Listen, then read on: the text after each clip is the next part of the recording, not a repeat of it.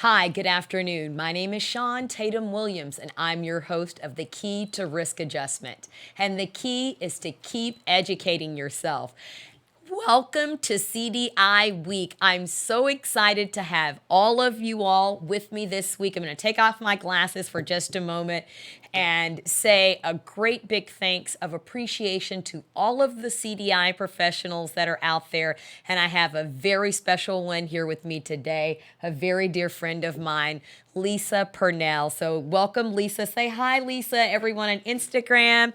We've got everyone on Facebook over here. Go ahead, Lisa. Say hello. Hi, everybody. How are you? And happy CDI week. Awesome. Thank you. So I want to give a brief introduction about our show. Thank you. Got a little applause going in studio time here. I love it. I wish I knew how to do all that without Skrilla Montana in the building. Let me tell you, I would be nothing, but I want to thank you guys for joining us. So I'm going to give a brief introduction of Lisa and read her resume, just a little bit of it with a quick brief introduction of her, and then we're going to jump right into today. So first of all, Lisa has over 10 years risk adjustment as a certified risk adjustment specialist. She has a master's degree in legal studies and is the senior manager of risk adjustment and HEDIS at Community Health Choice. I want to thank Lisa for joining me today here on the Key to Risk Adjustment. Thank you, Lisa, once again. So tell me, how's your week been so far? It has been a great week, and I want to say thank you for having me. It's a new experience for me, but I will learn everything I can today. Awesome. Well, it is always awesome for me to bring my friends on with me who are new to what I'm doing. And so this podcast is new for me. This is season 1, episode 3. And this week on our 1 hour with our provider. So we have alternating 1 hour, and then we have 30-minute segments that are specifically geared for our clinical documentation specialists, meaning our providers that are CDI specialists, as well as those certified coders and CDI professionals that are working inpatient and outpatient with those 30-minute segments that drill directly into the topic for the week. But this week, we're just going to take some time to kind of talk about a few differences here. My sweet spot in the risk adjustment arena has always been the CMS HCC model. And Lisa, that's how you and I met. So just to give a little bit of history about Lisa now and how we met. How many years has it been now? Almost 8 or 9. 8 or 9 years. Yeah. Wow. Oh, man. Well, with that, Lisa and I have had an opportunity to work together. We've traveled together. We've worked on certifications together. She's certainly helped me with presentations that I've had in the past. And Lisa has operated as a subject matter expert for me in certain things that I've been able to need her expertise in from time to time.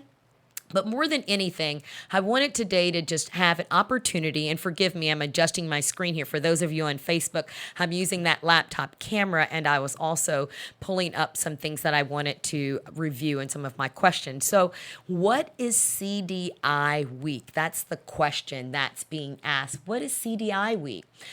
So CDI Week, or rather the week, is being celebrated of those clinical documentation improvement professionals like Lisa and myself, and many of you that are listening this afternoon. So what is a CDI professional? Well, let me help to remind you. So it's an annual celebration of clinical documentation improvement, and it's a time to recognize those CDI professionals with the vital role that they play in healthcare and improving patient safety and enhancing the quality of healthcare data and ensuring the financial stability of providers and facilities. So when we talk about those CDI professionals and what they do, it's very important that we take a moment to just, one, explain what they do. So Lisa, when I talk about CDI and clinical documentation improvement, you have a host of credentials behind your name.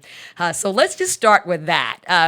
Let's just dig in right there. So starting with, so we have Lisa Lisa Purnell, CPC. Tell us what the CPC is. Certified Professional Coder.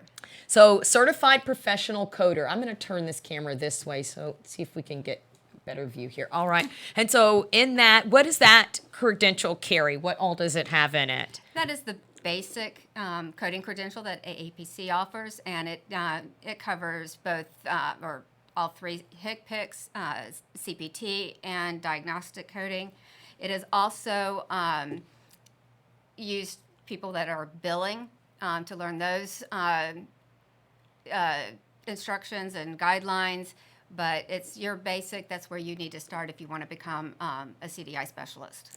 Yeah, I agree. So the CPC, or the Certified Professional Coder, which is a AAPC sponsored credential, is the first credential that I received as well. And when I took that exam, it was 5 hours, 150 questions. And then it later progressed to 5 hours and 40 minutes. And now it's back to 5 hours. Is that correct? Is that what I understand? Yes. Okay, great. Well, anyhow, with that, your next credential was the CRC. Is that correct? Correct. And that's the Certified Risk Adjustment Specialist. Tell me about that credential. That credential is for people that are in risk adjustment, whether it be Marketplace or Medicare, but it just covers everything risk adjustment, between RADV audits, who an IBA auditor is, the required documentation, mappings to HCC categories, and also, I lost my train of thought. Well, I can pick up there. Because, listen, it's been a long day, and I know you had a ton of meetings. I'm just happy that you came to join me. It means so much to have. She's not only another CDI professional, a subject matter expert, but Lisa is also one of my very best friends, more like a sister to me. So having Lisa here and out of her warm spot and sitting here with me on camera, on live, 2 social media platforms, and we're ultimately going to end up on several podcast platforms. So I'm just really excited. And so I want you to just know that, hey, I was really nervous. I had a glass of champagne. I thought someone was giving me some water, and I got a glass of champagne, and it helped. It helped me to relax. It helped me to focus a little bit more on the camera, because I kept wanting to focus on my social media feed, because we've got all the cameras going here. So you've got the CRC. You also have the CPMA, which is also a credential that I have, and that's a Certified Professional Medical Auditor. So I will say, for my CDI professionals and my auditors out there, here's a bit of transparency. When I took my CPMA, I took that exam 3 times. And before I successfully passed it. And it is the only exam that I took multiple times. It was difficult for me with the CPMA, because I had to unthink what I had learned with the providers that I had worked for, and with the different payer plans that I had worked for. And I had those same schedules kind of embedded in my mindset on what I had done month over month, year over year with them. So it was kind of a no-brainer, some of the questions, I thought.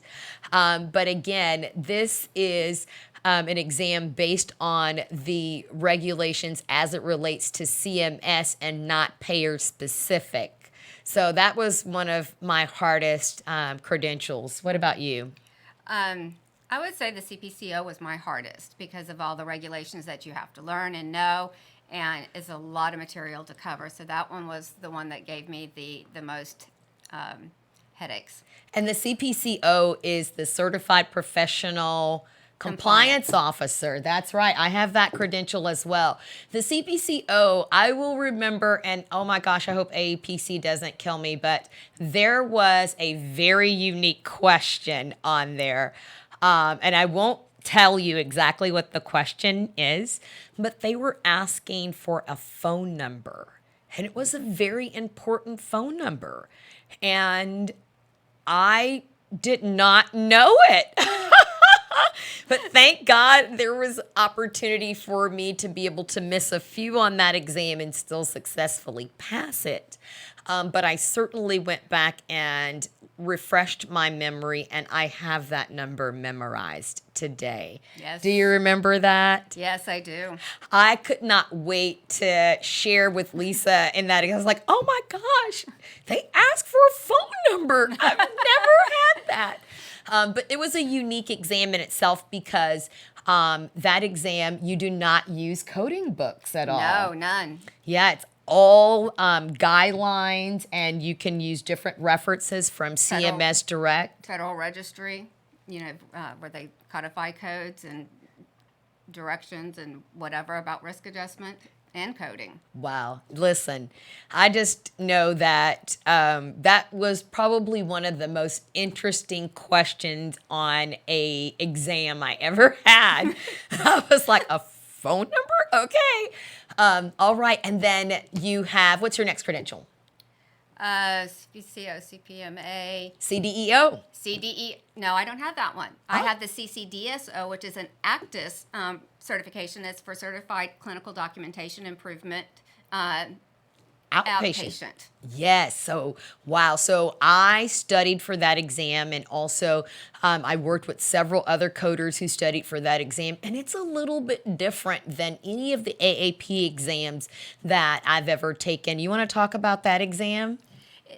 It was different. The questions, how they asked everything was a little bit different. It's not as clinical based as just the CCDS, but it does ask a lot of clinical type questions, and also too a lot about regulations, some things that maybe AAPC did not ask. Oh, I didn't think about that. Well, I'll tell you, I really like the ACTIS, the way that they put together their program. I like the way it's presented. I love their instructors, so I'm excited to see what they continue to develop as far as CDI credentials go. And so what else? Tell me what else you've got there. I actually have a RAP certification. You mean like... Yeah, no, you don't want to hear me do that. But it stands for Risk Adjustment Professional, and that's from RISE Health, which is one of the biggest risk adjustment organizations. They give lots of good conferences, so there's a shout out for RISE, but that one is through RISE. Yeah, definitely. We've been to a couple of RISE conferences, and I've had a good time and learned a lot at several of those RISE conferences. And shout out to the Key to Risk Adjustment. And I think I want to take a pause here and make sure that I shout out to my sponsors. I want to shout out to Car Crash Clinic, William Shepard. Thank you, William, for being one of my silver sponsors. I also want to shout out to Tailors of Houston. All of you know Tailors of Houston. They've been a staple in the community. Book your party soon. They are one of our sponsors for the Key to Risk Adjustment. So I want to thank those sponsors. I make sure to tag them on Instagram, Facebook, and certainly in the podcast. So with that RAP credential, tell me about that exam, because that's not something that I've ever studied for. So tell me about this risk adjustment professional. So it's completely online. You study at your own pace. You take your exam online, but the RAP goes through the history of risk adjustment, how it got started. It covers the different risk adjustment models, marketplace, Medicaid, Medicare. It also goes into the coding, and then also, some of the difference between Medicare and marketplace. So there's quite a few differences between the Medicare and the marketplace, or I like to call them the CMS HCC model or the HHS HCC model. Mm-hmm. And we're going to dig into that a little bit more, and that's going to be part of our Share Your Knowledge section today. That's why I have Lisa on here, because she is a subject matter expert in the HHS model. And I've got some good bearings on that, but I have not worked in that environment in quite some time. So I'm going to lean on Lisa, and I've got some great questions for her that I did make sure to send her ahead of time so that she could be prepared for those this afternoon. So, One we'll start with is, so why did you become a CDI professional? Why did you get into coding? What started you on this path? Well, funny story is, my husband and I owned a pet store for 20 years. We got caught up into the housing market crash, so we decided we wanted to do something different. We didn't want to stay in, with animals. So we decided to go to school. My husband did medical assistance. I did coding and billing.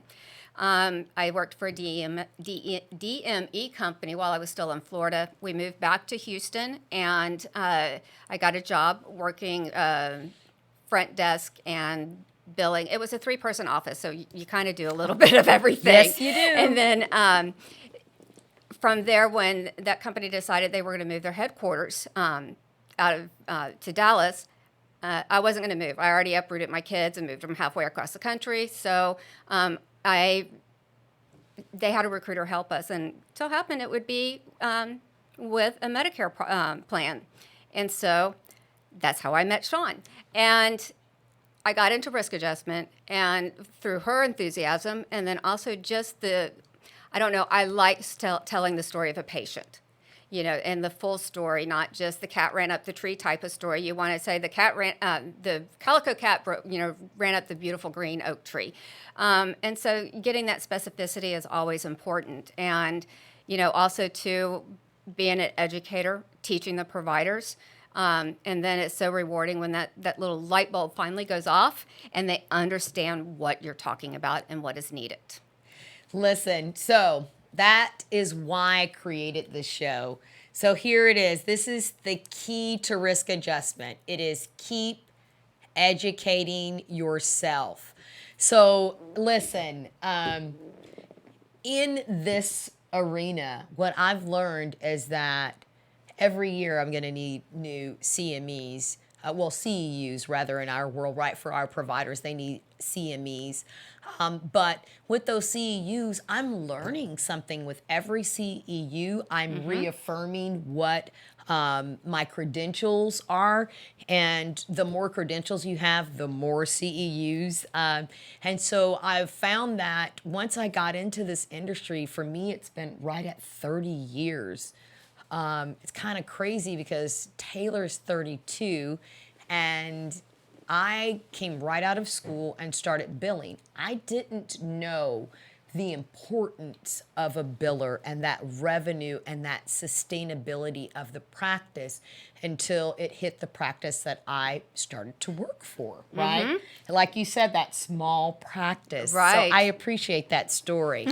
Because Lord knows I remember being in that practice and, being the front desk person, as well as triaging the patient, bedding the patient, and then, following up afterwards and making sure that everything was entered in the system, following up on provider request for whatever it may have been, additional records, or if they were needing a referral, or if a patient needed a prescription called in, or to the point DME supplies.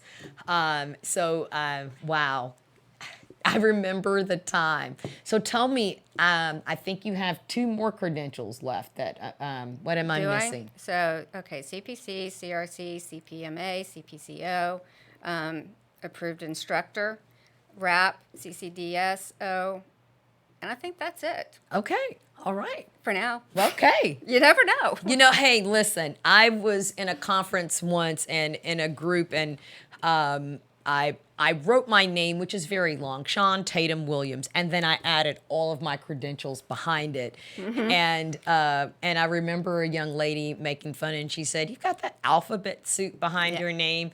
I worked really hard for these credentials, and I wear them like a badge of honor. So I don't know if you can see them here on my jacket today, but certainly it is a passion of mine: clinical documentation, medical billing, medical coding, and teaching that. Yes. So like you said, teaching to providers, that teaching aspect hit a little different. I didn't know that was going to be something I loved so much until I was there, standing right at the crescent of the door. And I'm going, I'm about to knock on this door and tell this provider what they could do to improve their documentation. It's a little nerve-wracking sometimes, Right? especially if you don't know the provider. Once you get a rapport with them and you see them constantly, it becomes a little bit different type of education, but it's so rewarding. Oh man, listen. So I want to talk about that and some of the rewards that come along with provider education, and what that looks like. So tell me. I'm sorry, you all, for laughing on this one, but when I was coming up with my questions for this interview on today, I was thinking of answering them myself. And so tell me a moment of your most memorable provider education. There have been so many, but I guess the biggest one I can think of right now is, when you go into a provider meeting, and sometimes it's not just one doctor, it may be the whole group, and it gets a little heated. And you're trying to get your point across, they're trying to get their point across, and, coming to that middle ground and actually them understanding why we're saying what we're saying and how it makes a difference, between clinical and coding guidelines. So actually coming out of that heated meeting where everybody shook hands with friends afterwards and we got what we needed, that was a reward. Yeah, I can certainly attest to that. What's rewarding in that, right, is I've been in a couple of meetings like that. And the biggest thing that I say for my providers and for those providers that are joining us today, I want to remind them that we don't expect you to be a coder. Certainly, we don't expect you to know all of the ICD-10 codes or CPT codes, or HCPC codes. And that's why we're here. We're here to support you in that sense. But what we do need from you is for you to be the expert that you are. You are truly the clinical documentation expert. We have credentials, but you are that expert. And when I think about my providers as that clinical documentation expert, if they don't document it clear enough for us, we can't do anything. Right. So no matter how many alphabets we have behind our name, it still stands on what that provider documented. And so leads me to a story about documentation, right? So this is not specifically medical documentation, but I tell the story to providers when I'm educating them, and you may remember, so don't jump in yet. But I tell this story to providers to remind them how important documentation is. So I started to trace my family history back in the late 90s, like 99, 98, 99. I was tracing my mother's side of the family, the Tatum and the Whitaker side of my family. And on the Tatum side of my family, I found some interesting things. One of the interesting things I found was there were some microfiche that had been saved that had birth records of some of my grandfather's siblings and some of his aunts and uncles. So one of the things that was documented, so I won't spend too much time on this, but I just have to note. So the woman who was doing this documentation was the lady whom her husband owned the land that my grandfather's parents sharecropped. And by them owning that land, this lady had a second grade education, right? Second grade. Wow. And she documented every birth, every death, and every wedding that occurred on that plantation. Wow, that's so important to have somebody do that. And with her second grade education, she documented that so that fast forward almost 100 years later, I was able to have that information microfiche where I could read things like one of my grandfather's uncles, John, was such a big baby that they had to weigh him on a calf scale. And I just thought, imagine, that day and that time, and that documentation to this. So the point that I make to providers is, here's someone who had very little education. However, we're able to document consistently and leave a history to leave a legacy on. So, that's one of my key points in documentation. What do you Right. think I there? understand. Yeah, definitely.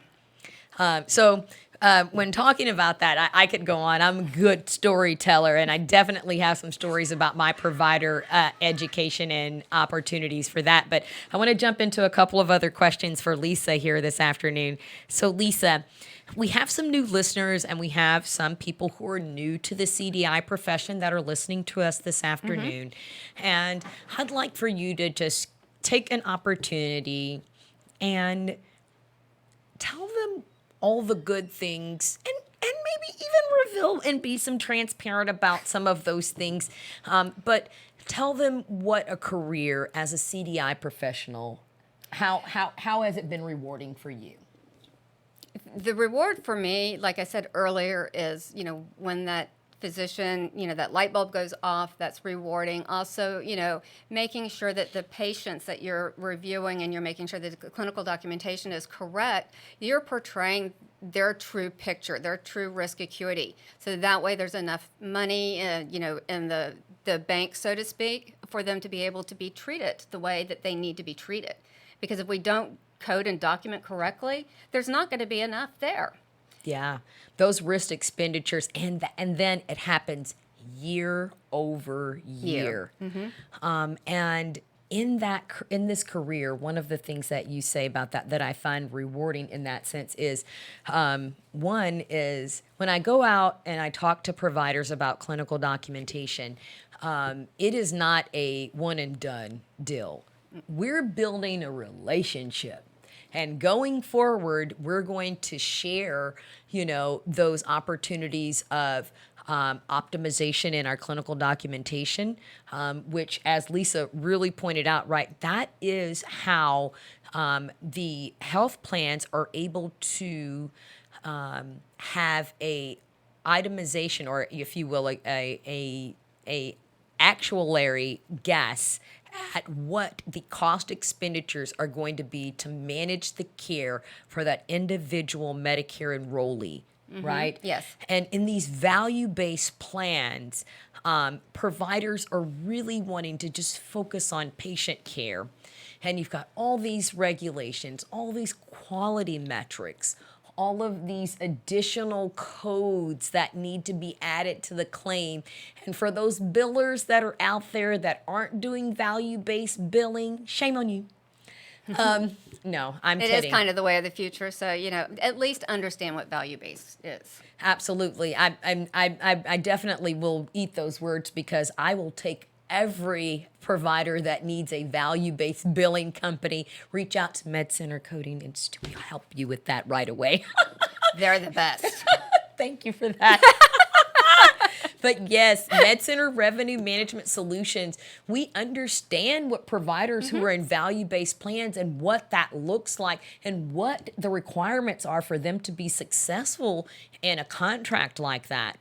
And so not only just billing for their fee-for-service cases, or patients in their case load, but also in the Medicare Advantage line, making sure that their clinical documentation is tight, Right. and that those ICD-10 codes are getting out on every claim, and then referring back to those very valuable reports that come back from the payers to help our providers, and even some of the providers that I work with are not just working directly contracted with the payers. They are part of an ACO, or which is an accountable care organization, or they're a part of an independent physician association, which is an IPA. So we chunk a lot of acronyms out here, and I want to make sure to slow down a little bit on that. But when talking about those, and specifically the career in clinical documentation, and in an outpatient setting, CDI has not been big in outpatient. No. It's about, what, 5 years or? Probably 5 to 7 years. Yeah, I think you're more accurate than me on that. Yeah, 5 to 7 years. So what's your take on that? How do you feel about the difference between the two? As far as the, good question.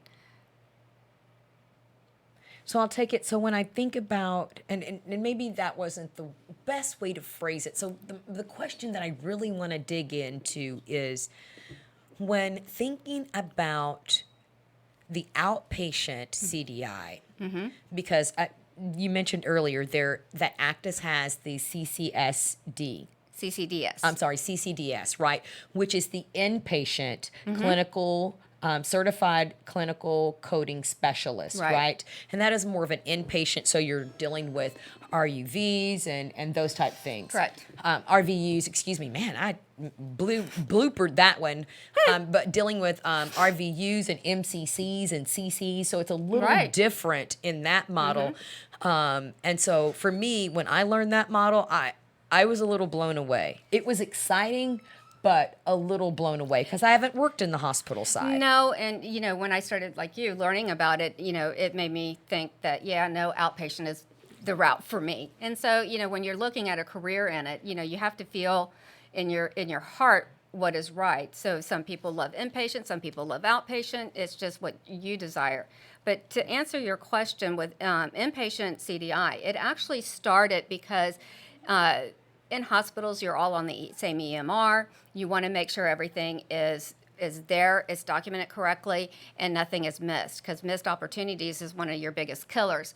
But they have the ability to query providers, to ask, about missing diagnostic codes or just basic diagnosis. You see something in the clinical record and, you're kind of thinking, yeah, it could be this. So you want to query the provider to get it clarified. And then if it needs to be changed in the record, they can do that in a timely manner.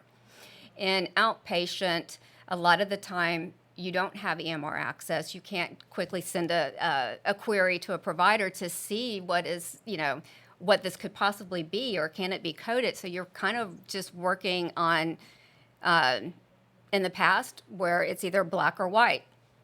Yeah, so I know that for me, working with providers and querying has definitely been one of my greatest highlights as a CDI professional. But I have to say that it's hard as a CDI professional if your providers don't have the time. Correct. Which is what the greatest, if you will, enemy of our providers is time. They don't have enough time to document. They don't have enough time to spend with the patients. They don't have enough time to go back and bill all of these things. So it just takes some opportunity there.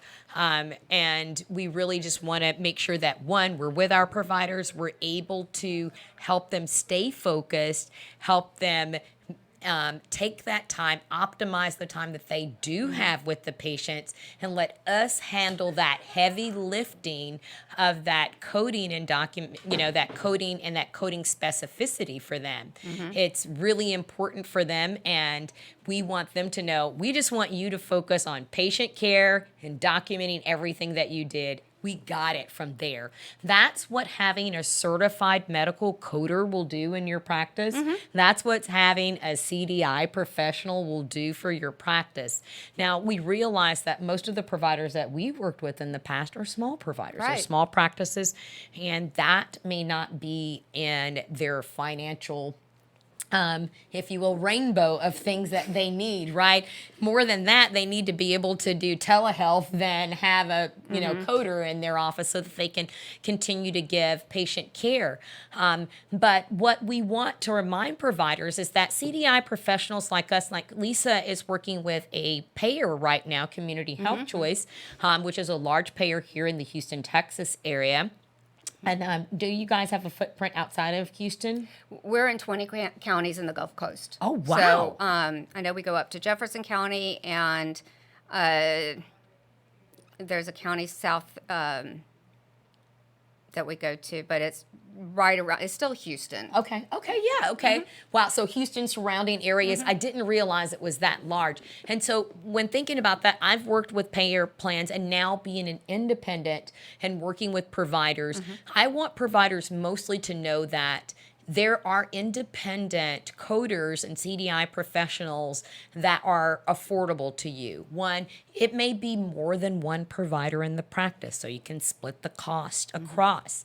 You may hire us for more than just that CDI profession of doing the coding, but we may also do the billing for Right. you. We may also handle your chart review for you. We can pull those charts and provide them to a payer like Community Choice for you, making it easily for you and your staff to continue to focus on patient care while we do that heavy lifting. Right. Well, the other thing people don't think about, but by spending a little extra and getting a CPC, a certified coder, in your office, that you're probably going to get more out of your billing because they know how to appeal claims, submit them correctly, and those type of things than somebody who is coming in for a job. Yeah, I can agree with you on that. And a job. So one thing that I want to be clear, and I think I may have on our first episode, is we want to respect all of our professionals in the healthcare arena. And we want to remind our providers and their staffers, that may not have certified coders or billers in their office, that I know that some of those people are very well trained. They follow all the guidelines. They know how to look up those regulations, and they know how to apply those guidelines to their Right. billing in the office.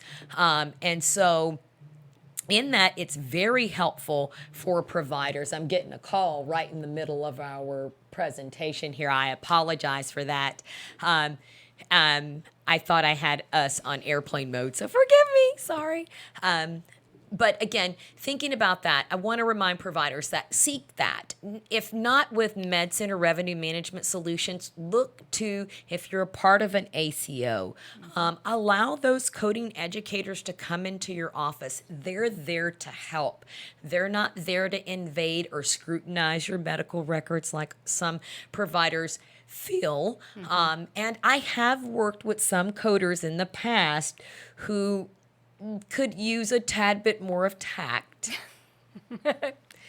in how you're working with our professionals. Right. We're professionals.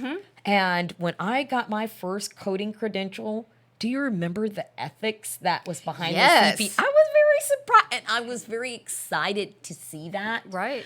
And so we want to remind our providers that we practice ethical clinical documentation integrity. I like to change that from improvement to integrity because your medical documentation and that integrity of that record, will it stand the test of time? Kind of Right. like how I was talking about earlier, this lady who was documenting our family history and me being able to see it, read it legibly, Right. almost 100 years later. Kind of crazy. It's kind of hard to think that, it becomes a legal document. So if something were to happen, hopefully not, you have to be able to read it, maybe 3 years later and understand what actually happened during that encounter. Absolutely. And that, a lot of providers, and so I wanted to just jump in there to, people say, well, most medical records are electronic now. Right. They are. But a lot of providers still document initially on paper. I've seen that. I think I have in the past had a doctor that did that. They will document it all out, and either they've got someone who's transcribing on the back end, or they're going back and dictating on the back end. And now I'm seeing more scribes in Yes. provider offices, Yes. which excites me because I know that they're getting it right the first time, and that's exciting. But are scribes, I know maybe I should know this answer, are scribes certified? They have to go through a course, yes. Okay. I'm sure there's a certification out there, but that it's not just something you apply for and get into. Okay, I wasn't sure. Yeah. If you just say, "Hey, I'm a scribe," and show up at a doctor's office tomorrow and start Yeah. scribing, you would have to have some background in medical terminology, medical anatomy, obviously, Yeah. to be able to follow your provider. But Because you wouldn't, if you had nothing medical, you wouldn't really understand what you're talking about, and you don't know, hey, this doesn't look right, to be able to mention it. But the scribes are becoming very, very popular. Also, for providers, they'll use a Dragon, which is it Yeah. goes right into the EMR, and the provider just talks into it. Yeah. Thank you. Yeah, my PCP uses Dragon, and I had a recent visit, and he now has a new mic very similar to this one. Oh wow! And I was like, oh, we've upgraded. And he's like, yeah, it works a lot better. I get a lot better vocal when I'm going back and reviewing my notes for the day. And so that was impressive to me that he's taking that time to really dig. Shout out to Dr. Everell Manning. Hey, Dr. Manning. Uh-oh, I keep hitting the mic. I'm sorry. Hope I'm not giving too much feedback there. But shout out to Dr. Manning. He's been my PCP for me and my family for several years. And I ran into a family member at the doctor's office, and not to put HPI out there, so I won't say which family member, but I was like, oh my gosh, you go here too. I was like, oh my God, oh my gosh, oh my gosh, oh my gosh. But it was really great to know that, hey, he's an excellent PCP for me and my family, and in my extended family is also using him as well. Well, that's just a true testament as far as how good a doctor is. Your family, you have another family member going, and that's how provider offices grow. Yeah, it is. So I had a couple of questions that came in from last week from a couple of CDI professionals. And so we're going to take a break from questioning Lisa, and I'm going to jump into a couple of questions. We've got about another 20 minutes left in the show, so hang in there with us. And if you're on Facebook Live, you can certainly send us questions. Also, if you're on Instagram Live, you can follow us at Sean Tatum at Instagram, as well as at MedCenter Coding Institute on Facebook. Okay, so one of the questions that came across, which I thought was a great question, the question is, what advice for auditors or coders who are new in risk adjustment do you have? Network, network, network. That seems to be the biggest key of being able to grow in this industry, but also learn everything that you possibly can. Just become an empty void and just fill it up with all the information you can find, because it may seem it's very straightforward, but there's a lot of ins and outs of what you have to know, besides just the compliance part of it, the coding part of it, the documentation part of it, and then, some of the technical. You're doing a lot with data analytics. Oh my gosh, yeah.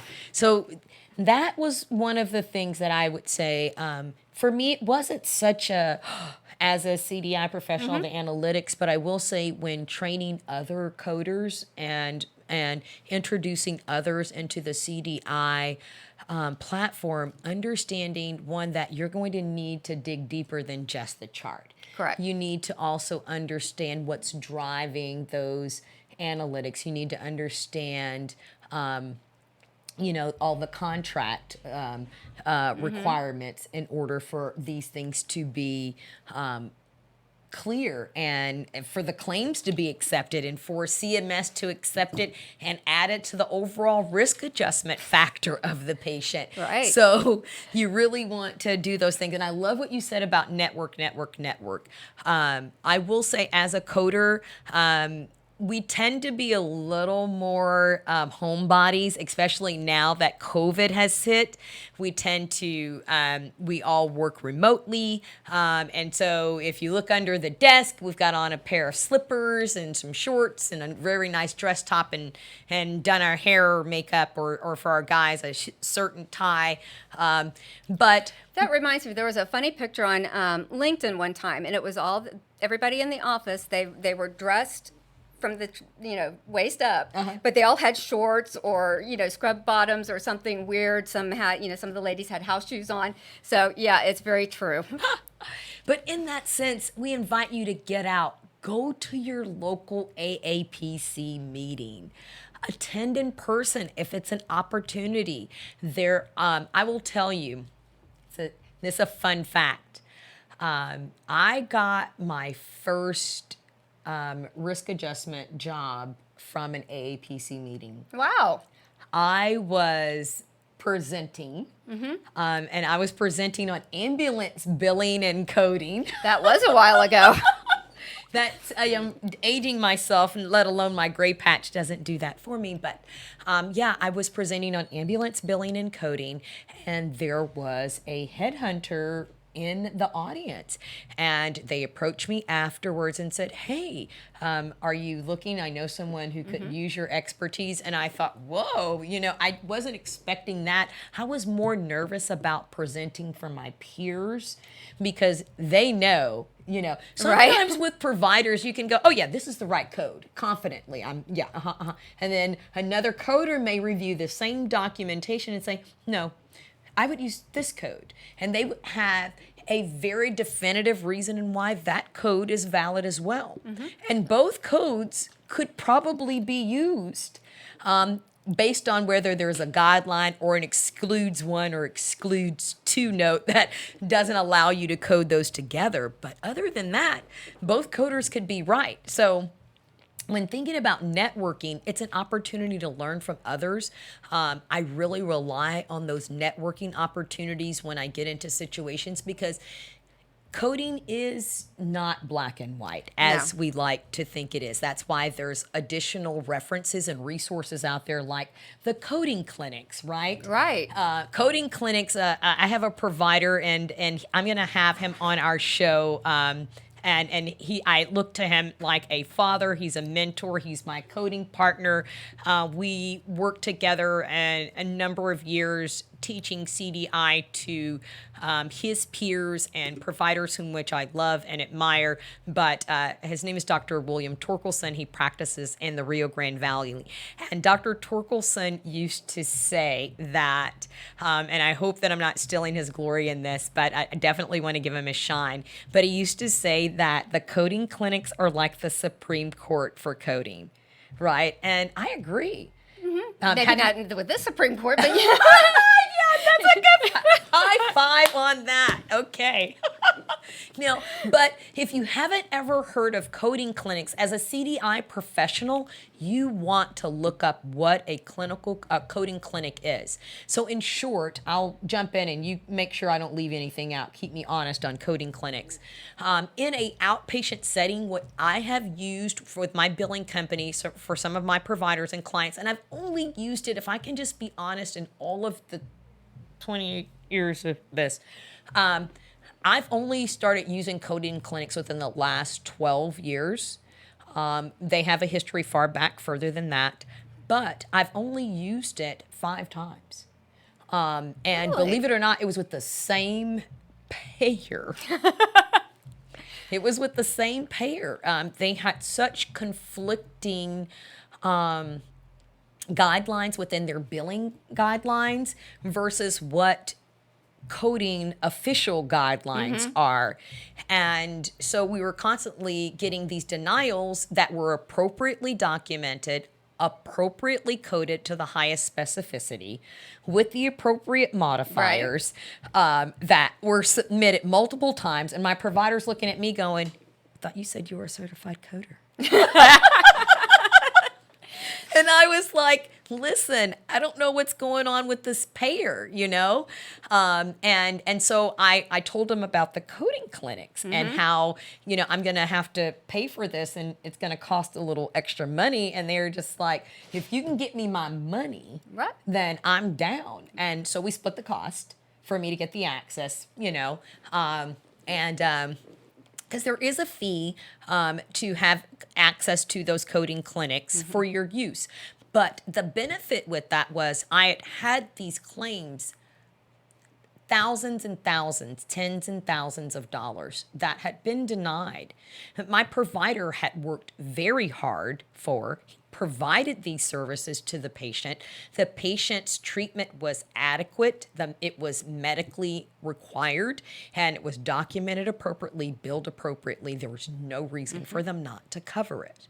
But using those coding clinics, and along with AMA guidelines from the ICD-10 book, and I submitted those to the payer, and I think they were in awe that an independent physician had someone that was submitting that for them. Wow.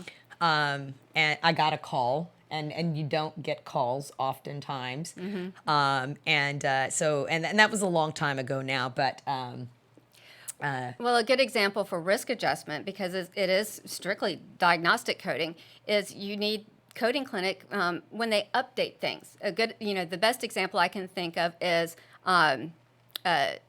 sick sinus syndrome. oh my gosh, So in 1996, they ruled if they have a pacemaker, you could no longer code it. It was resolved. Well, 2019, they reversed that. They said that the pacemaker was a form of treatment. It didn't resolve it. It controlled it. So that's a very big overruled rule that had been around for years. And if you're Right. not keeping up with coding clinic, you be out money. absolutely. So funny you bring that up. Last week I was talking about AFib. Last week we were talking about AFibs and sick sinus syndrome, which is one of those components when looking at all of the etiology as it relates to atrial fibrillation. So thank you for that. And that was an excellent example of a good coding clinic. Another one I will give just for fun and because I love this topic is it's an old clinic. It's been overturned now, but it was on CKD, chronic kidney disease, right? And the difference in coding chronic kidney disease stage 1, 2 versus stage 3, right? Then stage 3 went away. Right? Then it came back. And it came back with 3A and 3B. Don't forget unspecified. Aha, and unspecified, which is to me as a coder, and for our providers, if I can, and tactfully, providers, you know the stage. It's just an extra keystroke to validate the stage of the CKD. Now, if you're busy, train someone in your office which you can rely on that's going to make sure that that's going to be coded to the highest specificity based on your documentation. That's But you've awesome advice. got to put it there. Yes. If it's not documented, it wasn't done. Gosh, man, documentation rules the nation. You're right. That's another good one. Yeah, that's my favorite saying. Documentation rules the nation. We'll call that a Kodak moment. So let's see, were there any? Okay, yeah, I had another question. Oh, this is a really good one. So we've got about another 9 minutes, so we're going to try to wrap this up. But I wanted to ask this other question here. So common mistakes found in clinical documentation. Not addressing something, looking in surgical history, amputations, not addressing it, as far as risk adjustments, that you have to do it one time every year, or at least once in a face-to-face. But those are simple things that get, overlooked. Also, staging CKD gets overlooked. They may have historical conditions like sickle cell trait that is, it's in the history, but it just never is brought forward. And, at least once a year, like I said, to where, they still have it. It doesn't go away. And so that's just part of good clinical documentation. I agree. Once a year is a dirty word in here. We do it every time. Every time my doc sees that patient and or puts medical decision making towards it, we were trained. I was trained. Lisa was trained. I trained Lisa. Any other coder years back. But when I became Med Center Revenue Management Solutions, I no longer said once a year. Well, I said it was a minimum of once a year. But I'm with you that, if you addressed it in the office visit, document it and code it. That's right. My docs need to get paid for everything that they do. And I know that's something that you're a huge proponent of as well. And you're a huge advocate for the providers that you represent and that you help to make sure that their clinical documentation sees it through. Correct. So that's a huge responsibility. Because it's not only helping the provider, but it's also helping the patient outcomes. Absolutely. So I wanted to take just these last few minutes and talk about one last thing. So if there was one clinical documentation tip that you could give our providers, just one tip, providers as well as CDI coders. So maybe if you want to split them and you say, I want to give a tip specifically to providers, and then I have one for coders. What would you say? So for providers, just make sure you document, a status in management, just to put it easy, your meet. For clinical documentation improvement specialists, I would say make sure that you understand what meet is and that it is there in the assessment and plan and not just the diagnosis codes or statements, just list it. That doesn't help us. Man, I love the way you said because that was just straight and to the point, and that's what this show is about. Mm-hmm. Providers don't have time for the song and dance. They've got patients that are sick that they want to see. They also have a private life. They want to go home and they want to catch a baseball game or a football game or a cheer match for their kids if they can. Yeah, another good thing is if your EMR, for providers, if their EMR has metadata and you can put, little statements that are always going to be there because it doesn't change. I'm not a proponent of copy and paste. That's not what this is. But just making sure that, you have a statement. I love that. So I have to say that is, I love that because that's truly something that I practice with my providers in looking at them and making sure that they know, right? If you have an EMR that will allow for those comments between them and maybe a coder on my team that's working with their particular practice. And that is how my providers that have agreed to querying, we don't have a lot that have yet, just if I can be honest and fair, but I do have a couple of providers that I do work with in medicine or revenue management, and some of their specific caseload that we're doing current. Which is very difficult in an outpatient setting. So it takes some coordinate. Boy, I need to get that out. Coordinate. So it does take some really big coordination on behalf of myself, my team, and my providers and their staff. But we are seeing some success in that. Their claims are going out clean. They're getting them back paid faster. Their charts that have been requested over the last couple of months are, they're not getting education from the payer.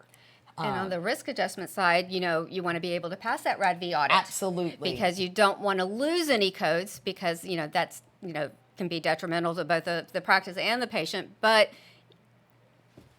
Lisa, I just want to thank you again for supporting me with Keep Educating Yourself, which is the key to risk adjustment, right here at Grade A Radio Thursdays. This is Sean Tatum Williams, your host, live with my best friend and CDI professional, Lisa Purnell.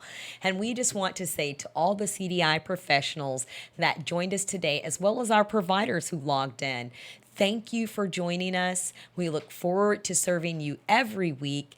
And one thing I want you to remember is to keep educating yourself. That is the key to risk adjustment. And Lisa, you mentioned RADV. Thank you there. That's right. Keep educating yourself. We made these cool little things for my photo shoot. And hey, listen, I was rocking it and doing my thing with it. But thank you for that. We're wrapping up this episode, but we will be back next week. And I want to tell you, Lisa, I need you to come back and let's talk about RADV in the HHS model because it is so different. Awesome. It's different, but it's not different. There's a lot of similarities and a lot of differences, and it's been fun learning them. Okay, so you heard it. She agreed to come back, and I'm going to hold her to it. I hope you enjoyed our segment today. For all the CDI professionals, thank you for joining. And remember, keep educating yourself. See you next week. Thank you.